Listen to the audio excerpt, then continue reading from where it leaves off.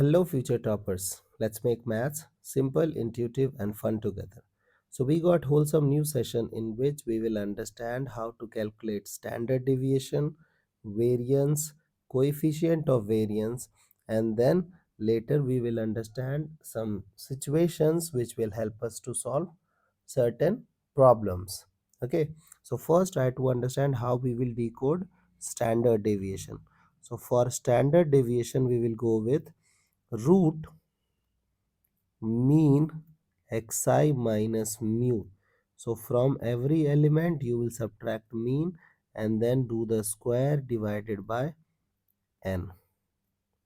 Okay, now let's open this bracket so we guys can write xi square plus mu square minus 2 xi mu. Now you know that you guys are applying limit on xi's, means uh like this is the limit thing, no? So here you have to replace I. Okay, I1, I2, I3, and everything that doesn't contains I will behave as constant. And also you know that you guys are handling summation. So if you are dealing summation, you guys can distribute summation when things are in addition. So can I write this question? Summation xi square plus this mu is a constant number, so I will take it outside and then I will write 1 power I minus 2 mu summation xi. Okay, now look at this divided by n. So how we will solve? Just look at this part carefully. So here you cannot do anything. Now here you will be adding uh, 1 plus 1 plus 1 plus 1 till n times. So can I write this thing as mu square n? Okay, then we have to take this entity subtraction. You will be taking 2 mu constant, then you have x1 plus x2 plus x3 plus x4. Acha, look at this. Can I write x1 plus x2 plus dot dot dot plus xn by n equals to mu? So can I write x1 plus x2 plus x3 plus dot dot dot xn equals to n times mu? Just tell me. This can I do? Yes, divided by n. Now let's simplify things again. So we have summation xi square. This is mu square n. This is minus of 2 mu square n. So can I write minus mu square n by n?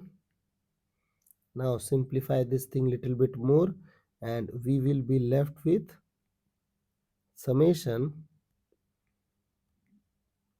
xi square by n minus mean square. So this is your standard deviation, and standard deviation will be represented as this symbol. Okay, so suppose that you need to find out the standard deviation. So how will you respond? You have to find out the sum of square of all the elements divided by n minus mean square. So this is your standard deviation. Then later we will understand how to find out variance. Okay, so try to understand what is variance. So variance is nothing but standard deviation square.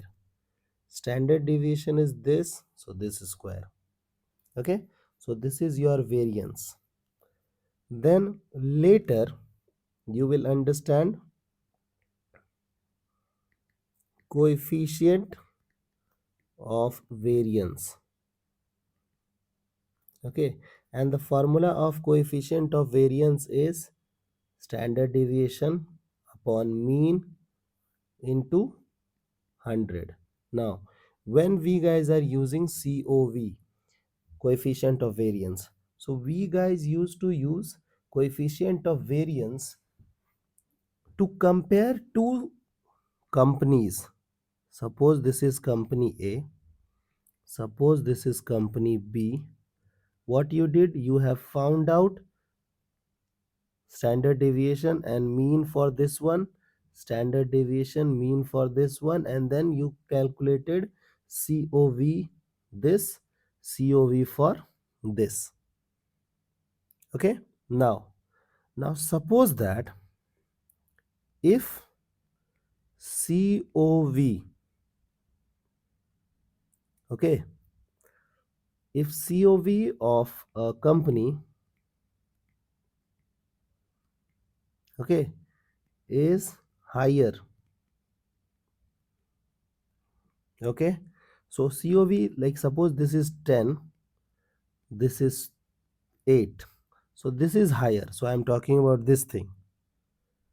Okay, so we can say that the company is more variable. Okay, we can say that less consistent.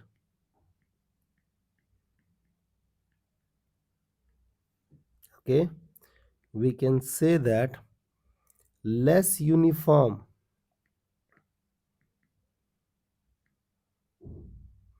Okay, less stable.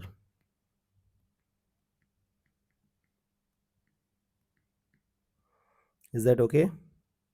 So these are the things that you can comment. Means coefficient of variance should be smaller. Okay, this is good idea. Now this is third idea that you have to understand. Suppose that you have certain elements x1, x2, x3. So you are doing certain operation on them. Okay, operation on xi.